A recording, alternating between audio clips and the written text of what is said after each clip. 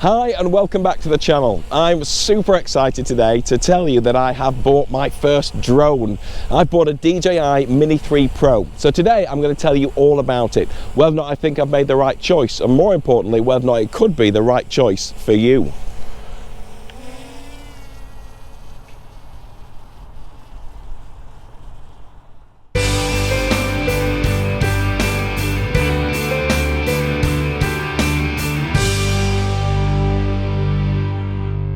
I have an interest in drones. They've always kind of intrigued me because there's something quite exciting about seeing familiar sights from unfamiliar angles, and from above everything is really, really interesting. There's loads of things you see every day and totally take for granted until you see them from above. But anyway, so drones have interested me. So I was waiting for the right one to spend my money on, and I knew I definitely wanted one for less than that weighed less than 250 grams, and I'll explain why in a moment. And the DJI Mini ranges, the first one and then the second one, both looked good, but I just wasn't quite ready to take the plunge. But then when the Mini 3 Pro came along, that was the one. So I decided to take the plunge last week. Basically, there were two options if you want it delivered before the end of next month. I think it seems to be a big waiting list for them. Amazon, which is where I ordered it. So ordered it on Amazon on the Monday, it arrived on the Wednesday. Happy days. So it was great to get it out flying. Alternatively, if you ordered it from DJI themselves, they could get it to you a little sooner, but not as soon as the day after tomorrow. But I'll put the links to both below anyway. So if you want one and you want it now, then get it done. The Amazon link's below. If you want one, you're willing to wait a little while and buy it from DJI, who will then give you 1% back as a credit on a DJI account to spend on something else, then go with DJI, and the link to that is also in the description below. Now, with my drone on order, that gave me a couple of days to be able to complete the necessary admin to be able to fly a drone in the UK. Now, I ordered the Mini 3 Pro because it's less than 250 grams, and that means that certain rules are a little bit more flexible in your favor. You can do things that people who have a drone above 250 grams either can't do at all, or without lots of permissions that are probably a bit of an inconvenience to actually get. So, for example, there are some consistent rules. So you can't fly more than 120 meters from the surface of the earth. You can't, doesn't matter how big your drone is, you can't fly over a crowded area. So a crowded beach or a crowded park, that's a no-go, doesn't matter how much your drone weighs. However, if your drone is more than 250 grams, you also can't fly within 50 meters of people who aren't involved in the shooting, who aren't aware of it, haven't given permission. And that's not just horizontal, that creates a cylinder. So there's a person there, they create this cylinder that goes right up to the 120 meters, which you can't fly above, and you can't go within 50 meters of it from any direction. So it's quite restrictive. What's a bigger restriction is if your drone is 250 grams or more, you can't go within 150 meters of commercial, residential, industrial, or recreational areas. So parks, houses, buildings, shopping centers, anything. You can't go within 150 meters of them. However, if your drone weighs less than 250 grams, then you can. Don't get me wrong, you're still going to use common sense. You can't hover outside people's windows. That's just intrusive and a bit rude. But legally, you are allowed to fly over people's properties once you have a drone that weighs less than 250 grams. However, the admin element, and the reason I know these things, is because on the Civil Aviation Authority website, the CAA website, the link is below, you can go on and register for an operator ID and a flyer ID. Now, an operator ID, you have to be 18 or above. It lasts 12 months and costs £10, and to be honest, you just click a box and apply for it. The flyer ID is free, lasts 5 years, and you have to do a theory test online, and I would encourage everybody to do it. You have to be 13 or up to do it, so really a child can go and do it as well, and it means you've got to do revision for about half an hour, learn all these rules, which I said it was actually really good to know, and then you'll do a quick online test. I got 100%, which shows anybody can do it, and as a result I now have a flyer ID which I keep in my wallet, little printout, because the police can ask for it. And likewise, the operator ID, you'll get given a number, and you have to stick that to any device that you're flying, whether it's a drone or a model aircraft or anything like that. So from an admin point of view, before your drone even comes, it's worth getting those things done. As I said, the link to the website is below, and it's really interesting. Genuinely, it's good to know what the rules are, but it's definitely worth getting a drone less than 250 grams just to have the freedom to do what you like. And then it arrived. So it is this. So this is the DJI Mini 3 Pro. Now, it doesn't take up much room. It is a tiny thing. Genuinely, like see on all the marketing adverts, you really can put it in a pocket, albeit a big pocket. It arrives folded up, and so first thing you've got to do is unfold it. You're going to, it take me a while to get used to this, but when you unfold it, the back ones unfold horizontally. The front ones actually fold round like that, so they kind of spring up, and as you can see there, if you're not careful, the propellers will actually catch on each other, so you need to pay attention when you're unfolding it. And as outlined by DJI, it is less than 250 grams, very, very only just, so 249 grams are for the unit. That's what it weighs. It arrives like this with this protective unit over the gimbal, and I'll show you around the unit in a second. But to take it off, you just sort of clip it underneath and then just unclip it at the front.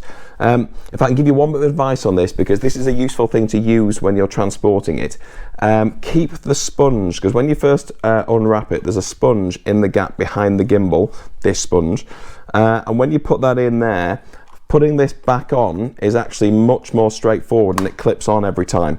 If you take that sponge out, which I've dropped, and then try and put this on, if the gimbal's not facing in exactly the right direction, it can become a real fiddle, and you're really worried you're going to break it, so I'm not going to even bother.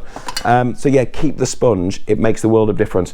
But yeah, the unit itself, so you've got the 4 motors, so 1 on each arm here with 2 propellers on each motor. At the back, you've got the battery, so to release it, you've got a button on each side, and you just pull it out, and then you can swap batteries. It's that easy. It's really straightforward, really quick. Clip that in.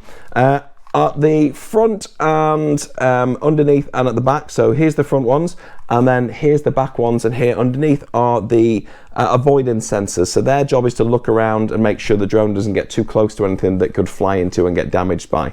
So you need to remember when you are using it is, while it can see the front, the back and underneath, great for landing, great for flying forwards and backwards, it doesn't have sensors on the sides, and it doesn't have sensors on the top. So bear in mind, if you're flying up, if there's a tree above and you're not paying attention, you will just fly into the tree. The drone will not stop itself. However, if you're flying forwards, these sensors will see whatever's in front, and it will either stop or fly around whatever's there based on whatever mode you put it on. So quite clever.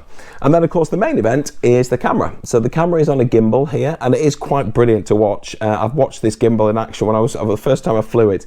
I went up on what was actually quite a windy day, and the drone was kind of at that angle battling the wind, but the camera was beautifully straight, and when you watch the footage back, it stays perfectly level, even though the drone was kind of rocking all over the place trying to combat the wind. Very, very good. So this is a 4K camera, and it will shoot at 60 frames per second in 4K, or if you put it to 1080p, it'll shoot up to 120 frames a second, so great for slow motion, and it'll take 48 meg photos, but it'll also do panoramics. It'll do like where it'll take 9 photos and stitch them together. It just hovers in the spot and just physically moves the gimbal and the camera, takes the 9 shots and then just stitch them together to make one big shot. It'll do a 180-degree panoramic. It's really cool. It is really cool. So that's the drone itself that comes in the pack, and said I have put it up in high winds, and I was nervous, but I tell you what, it just works. It's brilliant, actually. So that's what's in the box. Secondly, you get the controller. Now, I went for the controller that has the built-in screen, which is a 5.5-inch color screen, and I've got to admit, I think it's absolutely worth the extra. I think it was £720 for the remote that hasn't got the screen, where you use your own phone, or £860 for this kit, which is what I paid. Apart from anything else, there's nothing more annoying than when you are relying on your phone than you get notifications and things that are interrupting your screen. You just want your undivided attention to be able to look and see the information that's on there. So on here, said you will get, you actually get a first camera view, so you can see what the drone can see on there. By law, you have to be able to keep your eye on the drone, so if you are using that screen, by law, you need to have somebody stood with you who can keep an eye on the drone physically while you're looking at the screen, by law. So in terms of the controls, this one is for altitude, up to go up, down to go down, left to rotate but not move the drone, so you are just going left and right, so left and right with there. And then this one, you push forward, it flies forward, back, back. If you push to the right, it flies to the right, and the left, it flies to the left. And you can start to combine those, so you could be going up in altitude and forwards at the same time just by learning how to control these. And that's why it's worth watching some of these tutorial videos, because some of these combos are really quite cool. They are well worth watching. Buttons on the front, you've got pause button and the return to home button. So when you first turn the drone on, you've got to give it a second, and it'll show you on screen here that it's locked onto satellites, and it'll tell you how many satellites in the top corner. And once you know you've got that lock on, then the drone will tell you that it's locked in its home point, so it knows exactly where it is when you take off. The reason that's important is when you do take off, when you've had enough, if you don't want to fly it home, you can just press the return to home button and it will do exactly what the title suggests. It will fly to the GPS location where you took off from. You can go into the settings and choose what height it flies back, so you can set it that at whatever it's doing, when you push that, it'll go up to, say for example, 100 meters, fly back to the right spot at 100 meters, and only then drop right down to where you took it off from. It's really good, and maybe it might be a meter off when it lands. Largely though, it's pretty bang on. Pause is if you're going through one of the preloaded motions you can set it to do, and I'll show you some of those in a minute. Or if it's on return to home, if you press pause, then it pauses the return to home. The most important thing actually, and I've learned from flying this and watching the tutorials, it was the first thing they said, and they're absolutely right, is if when you are flying, if you've got any doubts of what you're doing, just let go. It will just stop dead.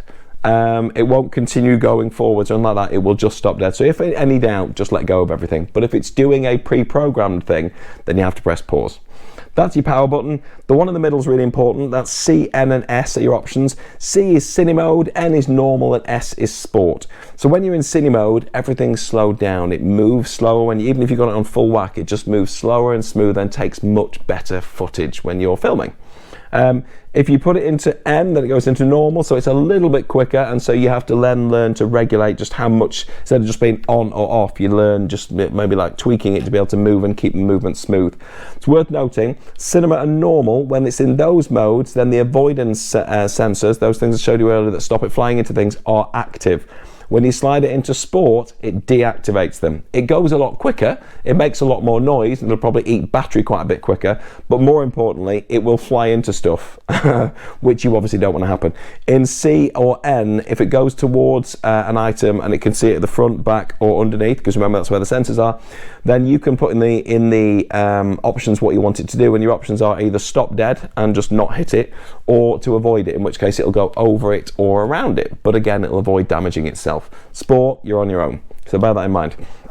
On top, you've got record, so that starts the video recording, and you've got the photo button. So you press it halfway to autofocus and you hear it beep like you would in a DSLR, and then you push it the whole way and it takes the photograph. Here you've got your gimbal tilt, that's really important, and if you can get the hang of using that really well combined with something else, you can get some lovely motion. So I'm still learning, but if you look at this, for example, this is me lowering the altitude and at the same time tilting the gimbal up to keep the thing I'm trying to video right in the middle of the shot, and so it looks quite cool. It's kind of a zooming in and showing you exactly what you're looking at. Or you can do that in reverse and then, you know, go up and obviously tilt the gimbal down as you're flying up. So it's just a case of, you know, playing with the different controls. This one here zooms in on the camera, so you can zoom in, but bear in mind it is a digital zoom, it's not an optical zoom. There's no additional lenses in there. It is one lens taking a 4K shot, and then when you do digital zoom, you're just going to zoom in on a smaller part of the picture. Honestly, you may as well shoot the whole thing in full size, and then if you want to maybe edit it afterwards and zoom in, you might as well. It makes more sense. Depends what software you're using, I suppose.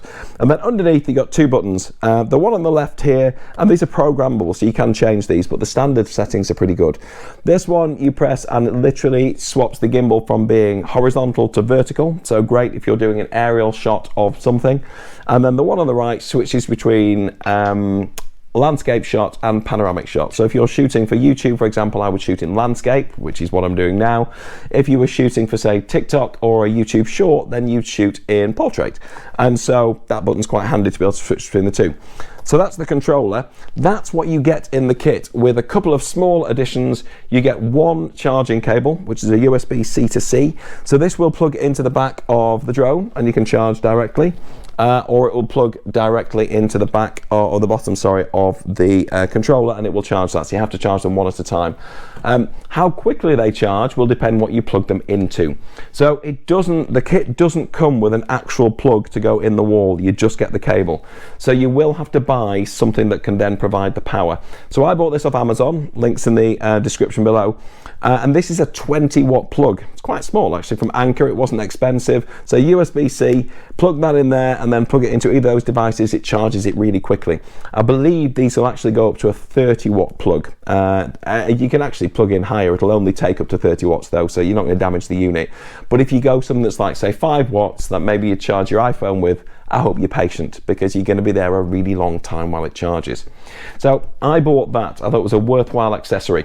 And I've got to admit, within 24 hours of having the drone, I decided to buy the Fly More kit. Again, link is below. And what you get in there, I think it was worth the money. That was £160, not cheap, but if you break down the individual components, it is a saving just. And you get a bag. First and foremost, quite a useful thing. It's not particularly firm, but at the same time, it's all right. It's decent quality. You've got loads of pockets in it. You've got a pocket on the back. It looks like it's waterproof because of the way the zip's designed. You've got space, obviously, for your gear in there. If we look at the drone itself, if I fold this back up, remember how to do this and not damage the propellers. There we go. And then slide that and then that. Then this will fit in nicely in that side pocket. Again, being careful not to damage the propellers. There are little propeller holders you can buy, but when it's in the bag, I don't suppose it matters. So that goes in there. And then the controller, I've learnt, is best going in there, because that way you don't need to take the joysticks off. Because you can take them off. They do just unscrew. Dead easy to do, like so. And then there's holders for them there, but honestly, I can't bother doing that every time. So I've just... the case is quite handy because it means I can put it in there without actually having to take it apart.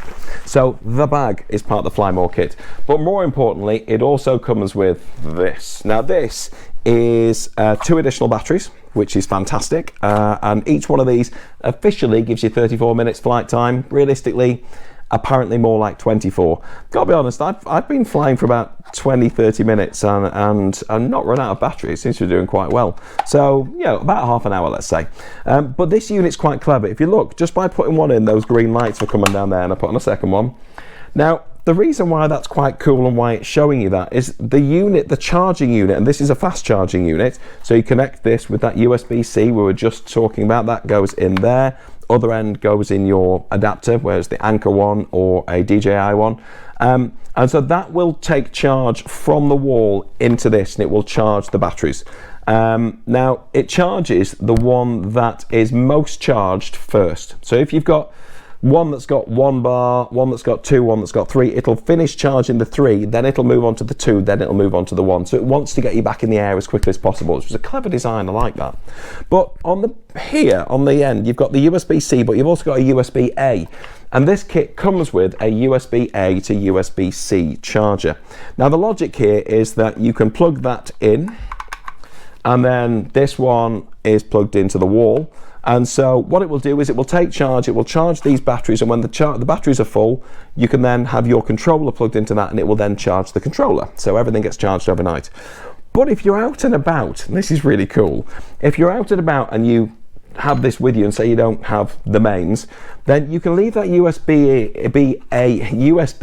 in with the USB-C at the other end. And if I get the controller back out, for example, and plug that in, what it will do, I do like this, it's a great feature, is it will use these batteries to be able to fast charge the item that you actually plug in. So this becomes a power bank. So now those batteries are charging that controller, as you can see there, which is awesome. And it's not just the controller it works with. You can actually plug this into your phone, and you can use these batteries as a power bank to charge your mobile phone while you're out and about. I think that's really cool. But anyway, so it's just an extra little feature that you might not be aware of, but it's worth having. And this, take the cable off, this fits nicely in that. I've put these little sticky feet on, by the way, because it's got this just plastic underneath and it rattles on your tabletop. And that fits in nicely into that gap, which means that, as I said, the joysticks aren't being touched, so they're not getting damaged. Space for the drone, space for the extra batteries, zip it up and you're good to go. Incidentally, the one last thing that's in the Fly More kit is you also get more propellers. Because in the actual pack, when you buy the drone, you get a screwdriver and you get one set of, two sets, sorry, of spare propellers. So in the Fly More kit, you get 4 more propellers and you can then put it all together, and you could replace every propeller on the drone with what's in your bag. So that's nice and easy to carry around. I've carried that around with me a couple of times this last week because I'm just so excited to fly the drone. So any excuse, I'm just taking it out and flying places. So it seems like a great opportunity to be able to show you some of the modes on the drone. So I'm here at Beaconfell Country Park, and I'm being filmed both by the drone and by the GoPro. So I'm going to show you some of the footage that we can catch using the different modes on the drone that actually come as standard, and they're quite cool, they're quite arty. So I'm going to start with drone. Now this is the one that I opened the video with at the start, but if I let you have another look at that, so all you do is you position yourself in the shot. You tell the remote control that it's you. I don't know if you can see that on there. So I've got a green square around me, and then you simply click start, put the controller behind your back, and off it goes, recording all the way.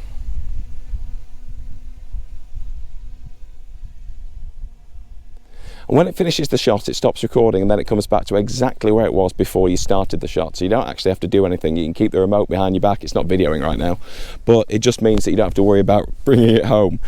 So the next one we're going to try is called the boomerang, and the boomerang spins around you, as your title might suggest, and gets a little bit further away, but then comes back right behind you and then goes further away again. So let's have a look and see how that works. So if I highlight myself as the subject, click start, and then once again we'll switch to that camera over there.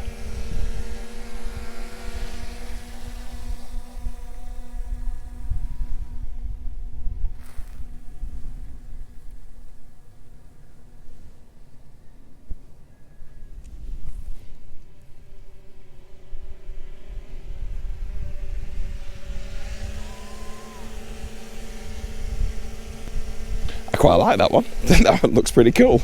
Look forward to watching that.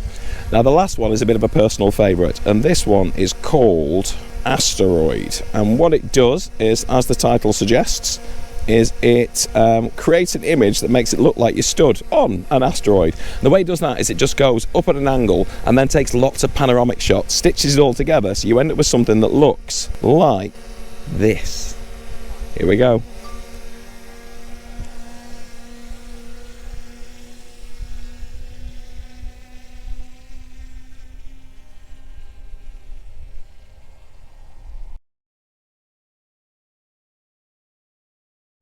However, I've also learnt some valuable lessons as I've gone along, because while most things to do with this thing are absolutely brilliant and really hard to fault, I mean, it's just so incredibly capable, there are a couple of aspects that I do think are a little bit odd, and maybe some software update will improve it, or maybe I just don't know how to do it yet. Oddly, when it's shooting video, it won't let you take a photo at the same time. You know, when you're on, say, an iPhone and you're shooting video, you can still press the photo button and it'll carry on shooting the video, but it'll take a photo. And I use that. I think it's a really good function. But on this, if it's in video mode and I'm just saying, oh, that'd be a good photo, and I press the button, it just doesn't take a photo, which I think is odd. You have to stop the recording, change the mode, and then take the photo. I think that's a bit of a failing. And I also, I'd watched on one of the videos about you need to be, and obviously some of the rules that you'll talk about, you'll see on the Civil Aviation Authority website, they'll talk about some of the do's and don'ts. Most of them are common sense. And they do talk about not disturbing nature. Now, last week, while I was in the northeast, I also ended up, it was a really sunny day and I was at the beach. And I saw an opportunity to go up and take a shot of the town I was at from above the sea, looking back at the beach. Now, the first thing I did was look around for seagulls, because I hate seagulls. They're aggressive little buggers, but also I didn't want to irritate them. And I looked around, I could see one or two in the absolute distance, so I thought, fantastic. So I got the drone out, put it on the beach, not on a particularly sandy bit, because apparently sand can get into vents underneath. I found a bit that was quite solid, and I took the drone off and just sent it straight up. The second I did, about 3 million seagulls appeared from everywhere and went nuts. Seagulls don't like drones, it turns out. So I was up at that point, so I thought, well, I'll just go as high as I can. So I went to 120 meters. I went out so I could still see the drone, obviously, because that's the law. And then turned it round and took 4 or 5 shots as quickly as I possibly could, and then brought it still at high altitude back and dropped it down straight away. And they didn't stop squawking the entire time. And one of them in particular stayed really close to the drone and was circling it. So my advice to you is be really careful around nature as per the rules and common sense. But seagulls in particular don't like drones. Let that be a lesson you don't learn the hard way, because if it had plucked it out of the air above the sea, that'd be it. My drone experience would be over. So yeah, that's one of the things I learned. Another thing is it's actually a really, really great just aerial photographer. I mentioned that beach example with the seagulls, but we've just done group photos. So if you get like your friends together and you want to take a photo and you haven't got anybody else to take a photo, the drone's brilliant. You put it on 48 meg photo, you can see on the remote control what it can see. You hover it maybe like 3 meters in the air, so it's looking down on the group because everybody looks better from above. Everybody's in shot, you can make sure it's right, you can move forwards and backwards, so you're zooming by physically moving the drone. Best way to zoom is to physically move around. Get it just as you want. Put it on timer mode, because you can do that in the options. Press the autofocus, check it's right, click to take the photo, put the remote control behind your back, and just smile. And the drone will take this spectacular photo from a brilliant height. It's a brilliant photographer. And as you saw in the opening sequence of this video, it's also a great cameraman. Your only challenge with that is making sure you've got a good enough microphone to be able to cut out the sound of the zzz that the drone makes while it's buzzing around, because obviously you don't want that on your footage. But as a camera person who'll follow you around either from the side or directly in front, or you can walk around and it will follow you, it's brilliant. It's such a versatile piece of kit, and it's perfect for someone who's trying to sort of build a YouTube channel like I am. On that subject, if you haven't subscribed, please do so by clicking below. And that's about it, I think. As said, the links, if you want to, if all of this has made you think, do you know what, dagnammit, I've been putting off getting a drone for a while, I'm going to do it, then honestly get it done. You won't look back. It's brilliant. The links to buy it are in the description below from Amazon and DJI. Amazon will get it to you nice and quickly and have it in stock.